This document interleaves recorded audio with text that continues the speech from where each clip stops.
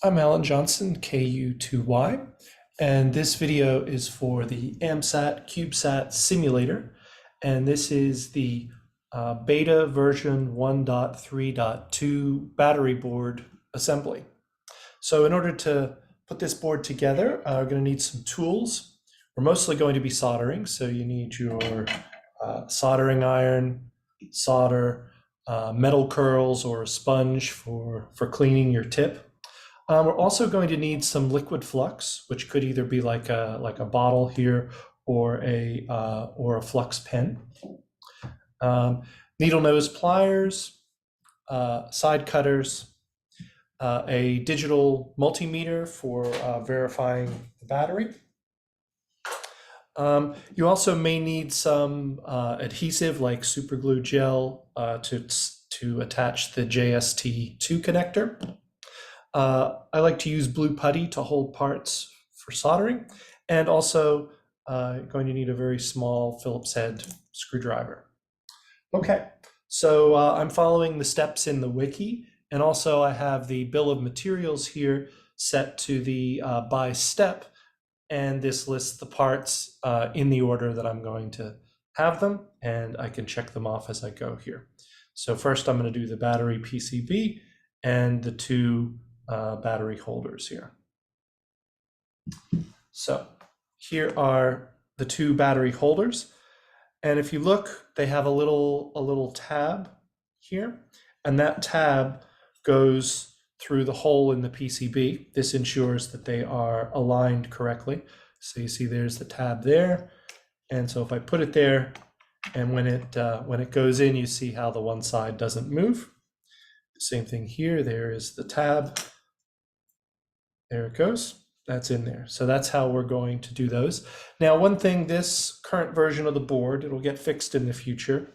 This corner is a little bit too close to the standoff hole here.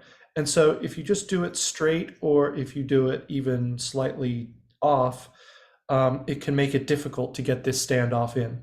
So here's what we're going to do. I'm just going to temporarily mount a standoff. It can be any standoff, doesn't matter the length as long as it's the M2.5. And I'm just going to secure it with a screw here. And this way, if this is in place while I'm soldering it, this will prevent it from blocking it. There we go. And I don't know if you can see, but it's very slightly offset because of it, because it's hitting it there. So it'll be fine. It doesn't hurt anything. But this way, at least we know when we go to put the standoff in that it will work. Okay, so let's do the top one here first. And what we're going to do is, because this is actually a surface mount board. Mount here for the batteries, but we're going to solder it with our iron. And what I'm going to do is I'm going to put a drop of liquid flux on each of those pads. Put it in here.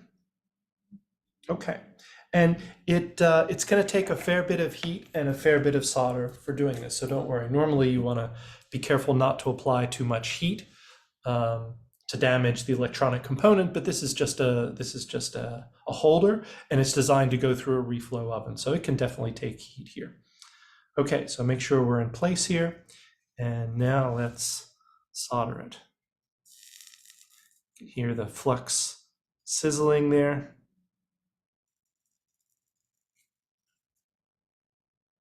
Okay, I think that's pretty good. And we'll do the same on this side here. Apply the heat, feed in lots of flux here, just to cover the whole area, make sure it's nice and flowing. Okay, let's see how that looks. Looks pretty good. And that is really on there. And also we're going to secure it with a zip tie once the battery is in. So this battery holder should be good to go. All right, so we're ready to do the other one. And again, I'm going to apply a drop of liquid flux to each of these pads. Put it on there, make sure it's there. And now I'm going to solder, I'm going to do one pin on each side here. And I'm also going to press down a little with my finger as I do it here. So hear the flux sizzling.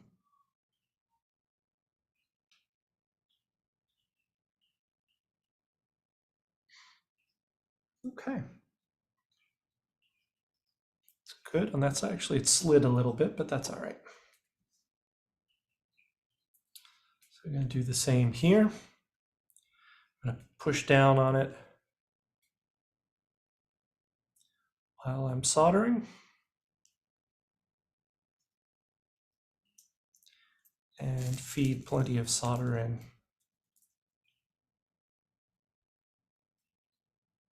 There we go, good flow.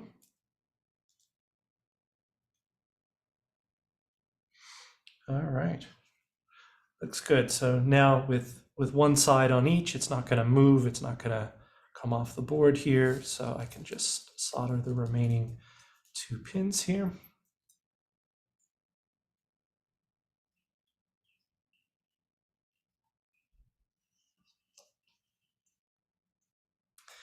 And finally this one here.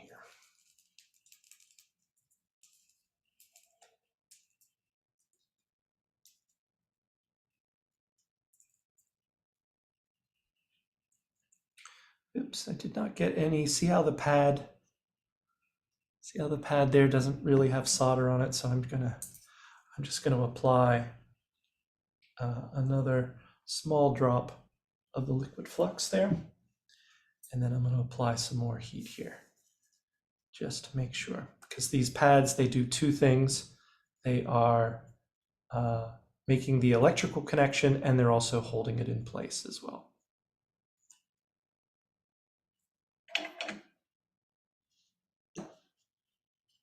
Okay. That is good.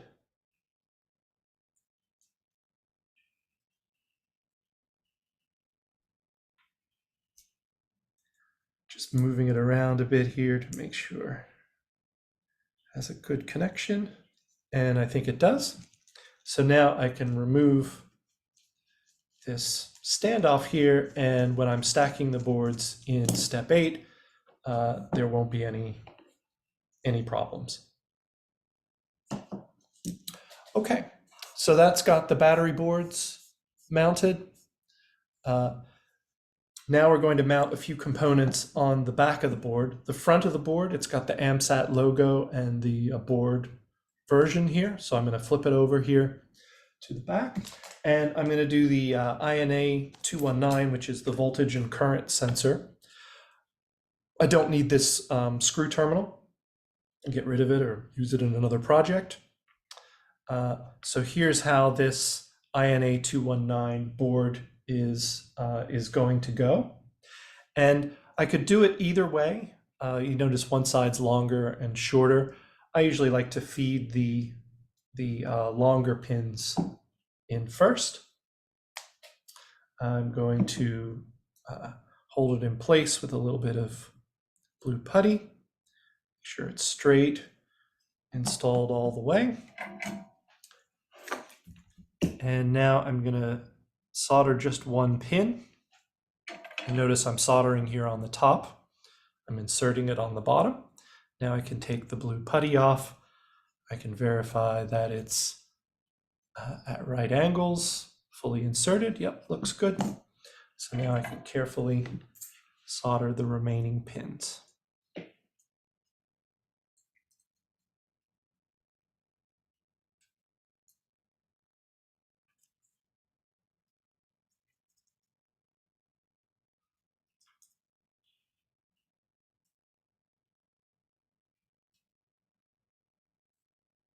Uh-oh, look at that, I bridged the 2 pins.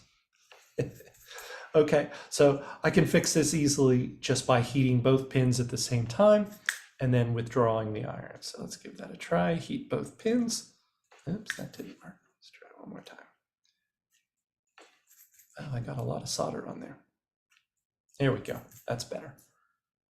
And you can see it is no longer bridged.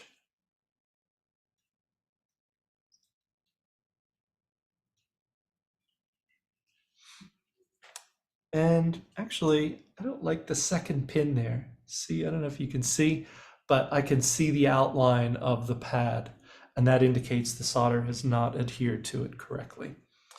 So I'm going to heat it up again and apply a little more solder, mainly just to get some flux on there.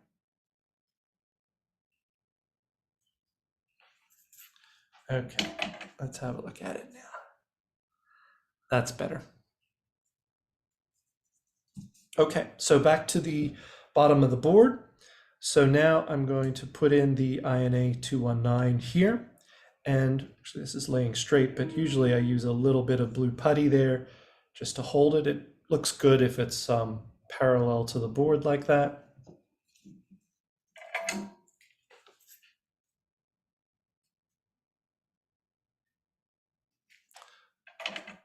Do one pin, remove the blue putty. Looks good.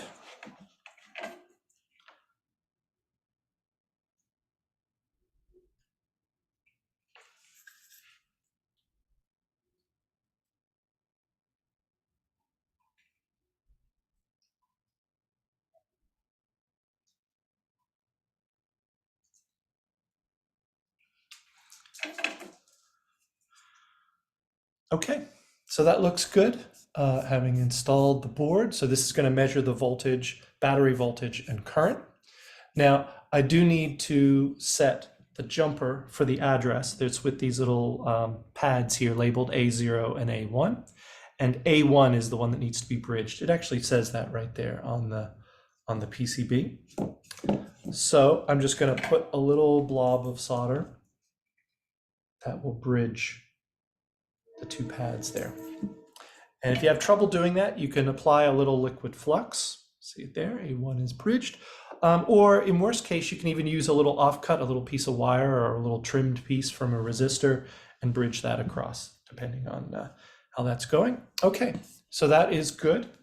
Now there's one other component to install on the bottom, and that is the stacking GPIO header, the 20x2 header, and you see the outline of it there. J1 is on the bottom of the board, so that tells me I need to insert it here. So it's going to go in like that. A bit of blue putty to hold it in place, and then I'm going to solder the pins here on the top. So I'm going to start by just soldering one pin, and I'm going to go at it sideways here so that I can get heat on the pad and also heat on the pin as well. Now I'm going to check, make sure it's inserted all the way, make sure it's not crooked, that it's at right angles. Looks good.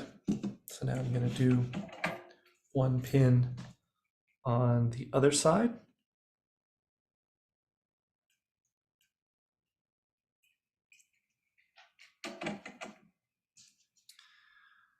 And take a look at it. Now I can remove the blue putty, as it's always best to check after you've done one pin, because it's easy to fix at that point. Once you've done 2 pins or more, it suddenly becomes a lot harder. Okay, so now I'm going to fully solder it in, and I'm only going to do 6 pins on this side and 6 pins on that side, because the battery board doesn't need all those, and it doesn't do anything except applying more heat and more chances to bridge pins. So I don't recommend soldering any more than these 12 pins in total.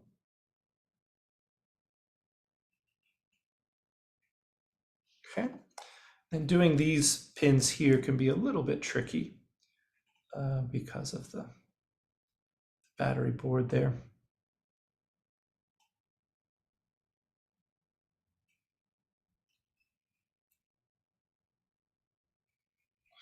Okay, that looks good for them.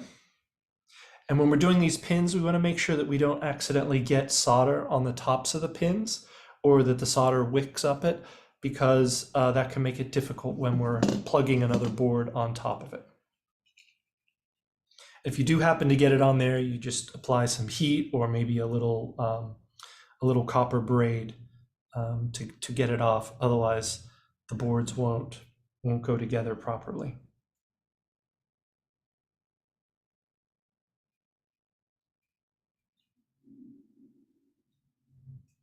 Okay. So I've done 6 pins on one side, 6 pins on the other, checking to make sure none of them are bridged. Everything looks good. Okay, so those are the only components that I need to install on the bottom. The rest I'm going to install on the top. And next thing I'm going to install is the JST2 connector. Where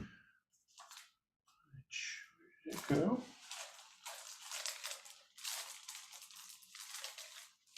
So here it is. It's going to go down the bottom here. One side of it has a slot, the other side doesn't. The slot should face outwards. So I'm going to put it in here. And when I test fit this one here, see how it just goes in and it doesn't stay. So there's no mechanical strength there. So some of these, the good ones, when you plug them in, they grip the board. And so it has a bit of mechanical strength, which is good. But this one does not. So I'm going to apply a little bit of super glue gel to it. So I'm just going to apply smallest amount here. Put it in, and I have to be careful to keep the glue off the pins, otherwise I won't be able to solder them. Hold it in place with a little blue putty. So you see the slot here is facing the edge of the board. Looks good. So now I'm going to solder one pin. And I'm going to look at it, remove the blue putty. Looks good. So now I'm going to solder the other pin.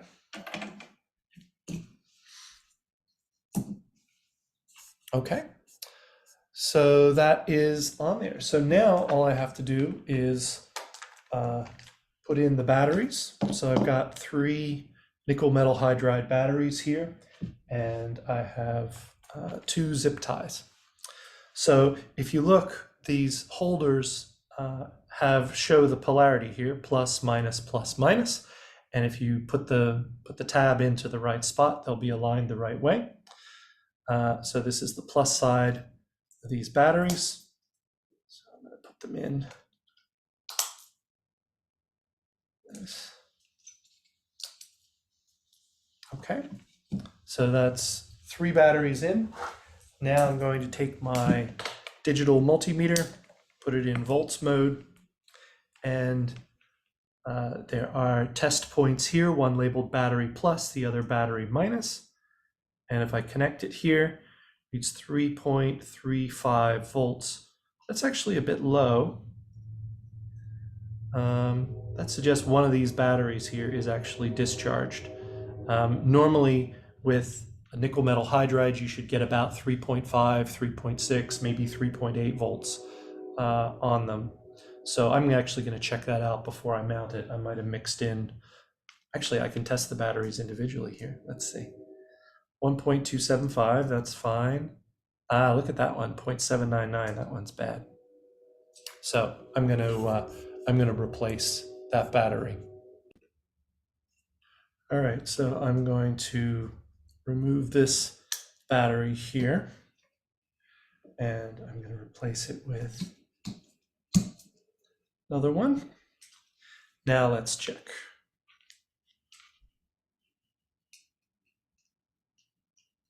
There we go, 3.85, that's much better. Now it's not that this battery won't charge, because it will most likely, unless it's bad, but it's not a good idea to mix batteries in series that are at different stages of charge. So if I really needed to use this one, I would charge it up separately and then put it in with these. Okay, so The battery board is good and ready to go. Now we just want to secure the batteries using zip ties. So the way these zip ties work here, it's going to be inserted like this. I don't want to insert it yet because it's difficult to get off. So I'm going to do one of them here like this.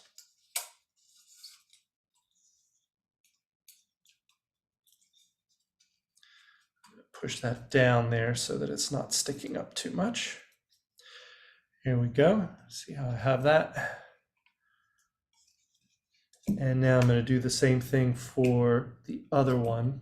Again, I'm going to put it in this way here.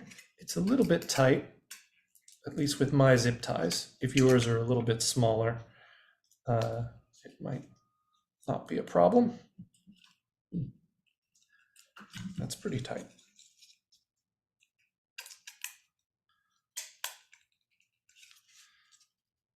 Don't know why that's so tight.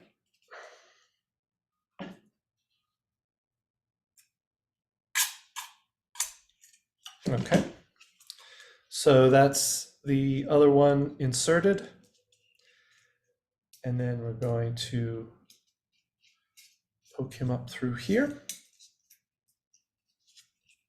So you see there's the two. I'm going to push down on that so that it's not bulging like that. Maybe I need to use thinner zip ties here, make this easier on myself.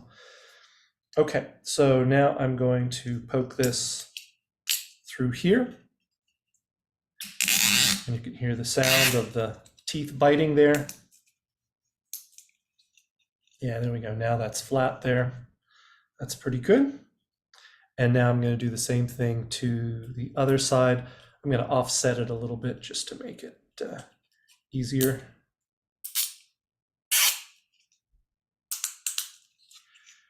Go, and again, I'm going to push down on that to make sure it's okay. So the purpose of these zip ties is just so the batteries can't pop out. So I think that will work. And now I can trim the excess on these zip ties here.